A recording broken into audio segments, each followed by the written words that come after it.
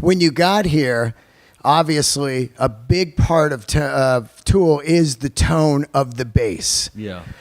Were you finding your own tone? Did you have a GK head? Was it an Ampeg head? Because it kind of has that GK kind of, that thump, thump, thump, that kind of weird, bright version of bass. Yeah, there was a lot going. I mean, I had a Music Man when I moved out, and that wasn't really, we played a few shows with it.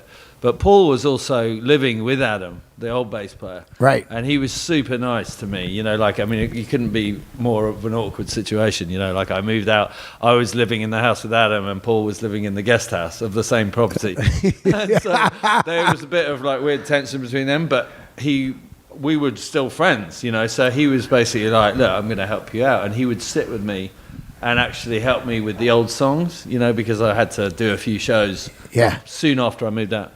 So he was really cool about that. And then as far as the tone goes, I think I did use a GK head. And they were already, the companies were already being very nice. Like Mesa Boogie might have given me some speakers. Great, and stuff. And, but I really didn't figure it out until we went into the studio. The first thing we did was write the rest of the Enema album, Anima. We wrote all these songs to fill it up, and then we did a few shows, but then the beginning of the next year, I think we started recording, and that's when I got the wild bass through Greg from Failure. We were trying stuff in the studio, and it just wasn't sitting with the band. It just sounded too distant and didn't have that punch. What were you trying? Like P basses, jazz basses? I had a Gibson Thunderbird. Oh yeah, and I had a Ernie Ball Music Man or Stingray. Oh yeah, great bass. Brought out, but it was too sort of high and low.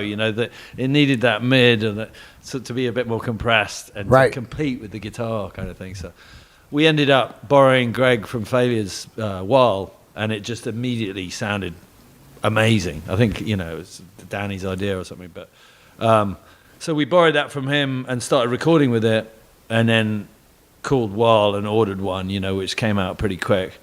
And that was it. I've been using that ever since.